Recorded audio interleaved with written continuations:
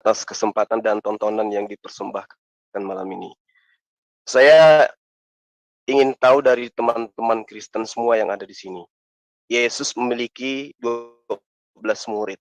Ke-12 murid Yesus itu memiliki keturunan secara turun-temurun, mereka masih disebut sebagai keturunan Yakub. Saya ingin tahu dari Anda semua, keturunan daripada ke-12 murid Yesus ini, itu berkumpul di mana sekarang, bermukim di mana mereka, mayoritasnya mereka ini, dan apa agama mereka? Silakan.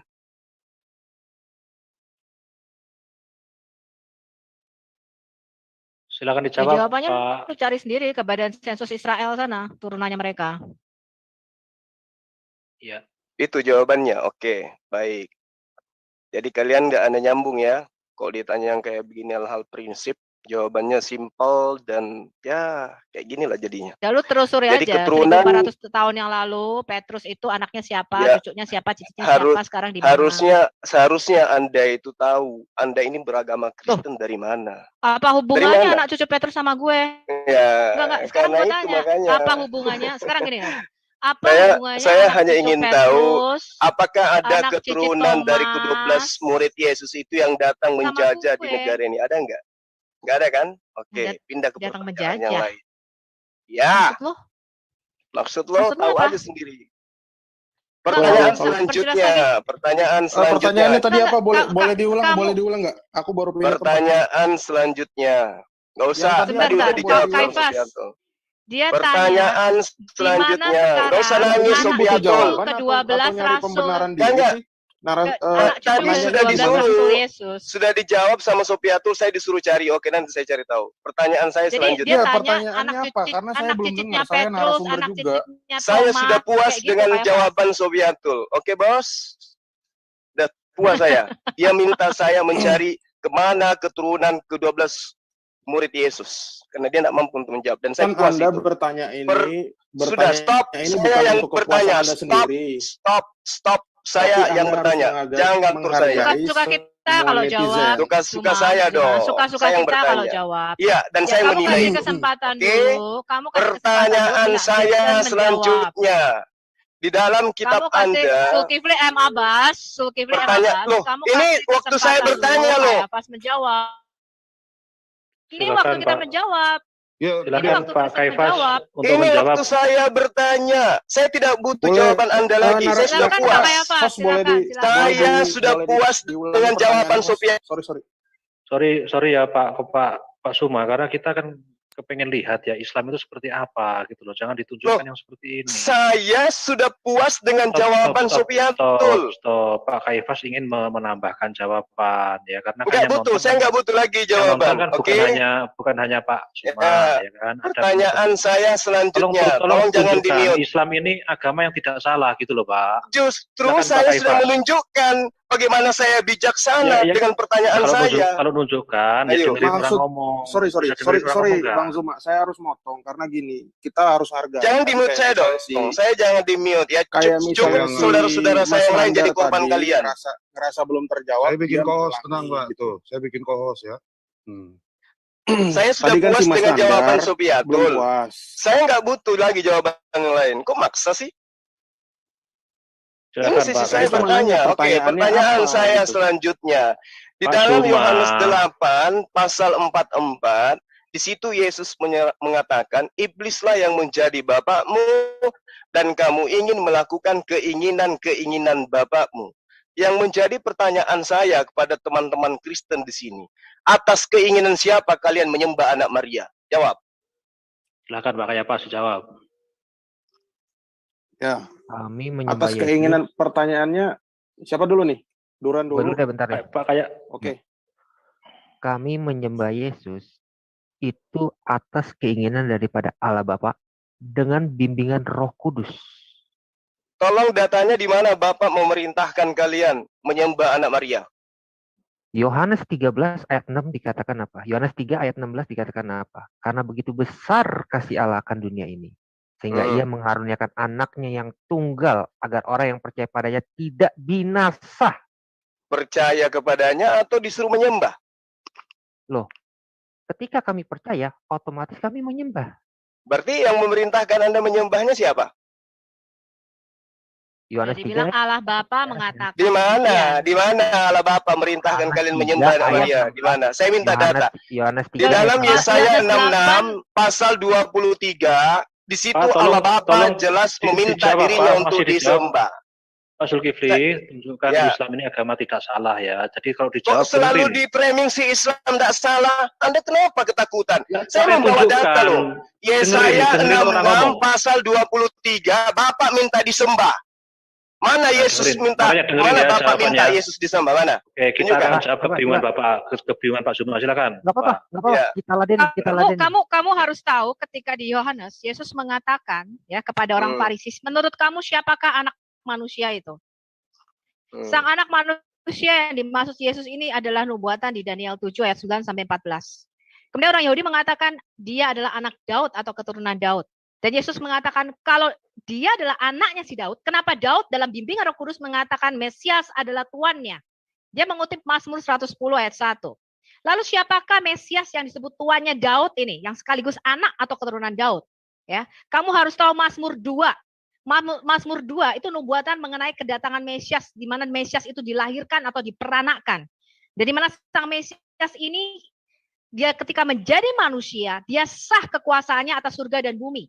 Ya, Mazmur 2 kamu baca bahwa kamu harus menyembah atau sujud mencium kepada sang anak. Siapakah sang anak ini? Kamu lihat di Daniel 7 ayat 9 sampai 14. Di mana kepada sang Di mana anak dalilnya manusia yang nyembah datang sang dalam anak? Di mana? awan-awan ini. Di mana perintahnya nyembah Kamu sang baca anak? Di mana? Daniel 7 ayat 9 sampai 14 ya. Kamu baca. Kamu pernah baca The Two Powers in Heaven enggak? Ya, pernah baca Allah yang zohir dan batin enggak? Pernah baca Allah yang zohir dan batin kemana-mana. Tunjukkan aja jawabannya. Allahmu Di kan mana zohir dan perintahnya? Di mana Allahmu kan zohir dan perintahnya? batin. Di mana perintahnya nyembah anak? Aku Tunjukkan sudah dalilnya. bilang Mana? Daniel 7 ayat 9 sampai 14. Coba Di siapa mana yang di bisa situ? screen? Latreo kata di situ, itu artinya menyembah yang hanya ditujukan kepada Tuhan. Dan penyembahan kepada sang anak manusia ini sama dengan penyembahan kepada Allah Bapa. Maka Yesus mengatakan, kalau kamu Di tidak mana menghormati sang anak, kamu tidak dengarkan. menghormati. Yesus ketika dia datang mengajarkan menyembah hanya kepada Bapa. Matius 4 nomor 10. Di dalam Wahyu Yesus 19 mengatakan pasal 10. menyembah kepada Allah Matius yang 4 esa. pasal 10 itu sangat jelas ya. Di mana-mana Yesus mengajarkan menyembah hanya kepada Bapa. Keinginan menyembah kepada Yesus anak Maria itu di mana dalilnya? Justru kematian Yesus di kayu salib, orang Yahudi ingin menyalibkan Yesus karena dia menyamakan dirinya dengan Allah. Sedangkan di dalam Quran nggak jelas kenapa Yesus disalib. Kok lari ke Al-Quran, Sophie? Di dalam Baca Al-Fatihah aja kalau nggak bisa. Baca apa? Al-Quran. Matius 10 ya. pasal 34 sampai 36. Yesus mengajarkan menyembah hanya kepada Allah. Mana Yesus mengajarkan menyembah kepada dirinya? Mana? Daniel 7 ayat 9 sampai 14 aja kamu nggak tahu. Daniel. Yesus bukan ajaran Yesus Daniel yang saya minta. Yesus Ajaran Yesus mengajarkan menyembah kepada dirinya mana? Daniel 7 ayat 9 sampai 14 ya. Benar. Yesus mengatakan dialah tuannya Daud ya, atau Adonai-nya Daud. Ya, siapakah keturunan anak Daud ini yang sekaligus tuannya Daud? Yesus mengatakan dialah Allah. Tunjukkan keinginan siapa kalian menyembah anak Maria, itu yang saya tanya. Keluaran bukan 23 keinginan siapa-siapa. ayat ya. 20. Itu sudah dinubuatkan bahwa Yesus akan disembah oleh seluruh bangsa. Semua lutut akan bertelut dan semua lidah akan mengaku bahwa Yesus adalah Tuhan bagi kemuliaan Allah Bapa. Dan itu sudah ada di Daniel 7 ayat 9 sampai 14. Makanya kamu baca The Two Powers, kamu baca dulu bagaimana teologi Yahudi mengenai Allah yang zohir dan Allah yang batin. Nah, itu makanya aku tanya tadi, Sobiatul. Kemana keturunan ke-12 murid Yesus? Kemana mereka kalau nubuatan itu benar? Mana mereka yang menyembah Yesus dan mereka bermukim di mana sekarang? Pertanyaan pertama tadi itu. Oke. Iya, pertanyaan Oke, jawab ya. Gitu. Itu masih nyambung itu. Kemana sekarang kan kalian Kristen ini yang menyembah Yesus, bukan keturunan dari ke-12 murid Yesus. Nah, mana keturunan ke-12 murid Yesus? Kok mereka nggak nyembah Yesus? Maksudnya gimana? Dapat dari data dari mana, bro? Bilang mereka nggak nyembah Yesus keturunan. Nah, sekarang tunjukkan mereka bermukim di mana itu keturunan 12 murid Yesus itu. Gini. Di dalam ajaran Kristen, gini ya. Ini berapa menit? Aku jelasin dulu boleh ya, 2 menit ya. Di dalam ajaran Kristen, kenapa Yesus memilih 12 murid? Karena itu untuk menggantikan 12 suku Israel, bro. Nah, 12 murid ini diberi amanat agung, Matius 28 ayat 19. Mereka menyebar ke seluruh dunia. Thomas ke India, terus Matius ke Ethiopia, Markus ke Mesir, Andreas ke Turki, terus ada yang ke Petrus awalnya dari Syria, terus dia ke Roma karena mengejar Simon Magus dan Yakobus di Yerusalem. Mereka semuanya nyebar, bro. Bahkan saya kasih satu data, saat ini gereja Ortodoks Yerusalem itu masih keturunan dari Yakobus. Yakobus saudara Yesus, bukan saudara kandung ya. Itu masih keturunannya. Dan dari 12 murid itu tidak ada satupun yang murtad, termasuk dari 70 murid yang di luar 12. Itu tidak ada satupun yang murtad. Ini berbeda dengan kasus Baginda Rasul, di mana saat dia meninggal, separuh lebih sahabatnya itu murtad. Bahkan pada saat dia hidup, kakak iparnya sendiri, Ubaidillah bin Jahas, itu murtad dan masuk menjadi anggota gereja di Ethiopia, gereja Tawahedo. Nah, jadi kalau kamu tanya mengenai itu kita berbeda, bro. Dari kami, keturunan rasul-rasul kami, tidak ada yang disebut Habib. Dan dari kami, dari keturunan rasul itu kan ada yang menikah, ada yang dia mungkin belum menikah, sudah mati duluan. Keturunannya itu tidak pernah ada dicatat satupun yang murtad, bro. Satupun tidak pernah ada yang murtad. Karena semua itu dari suksesi 12 rasul itu semua dicatat.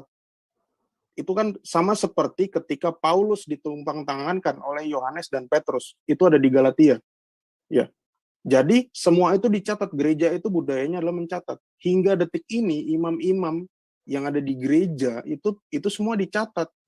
Dan tidak ada, saya berani jamin tidak ada satupun yang murtad nyebrang. Apalagi karena ideologi. Gitu. Okay. Nah, itu jawabannya. Dan Islam pun mengiyakan bahwa 12 rasul itu disebut sebagai Hawariun. Nah, ini contohnya ini mengena kepada Islam karena Hawariun itu ternyata adalah bahasa Ethiopia, artinya juga adalah rasul. Bisa cek sendiri kalian pakai Google Translate. Nah, ini kalian nggak bisa bantah.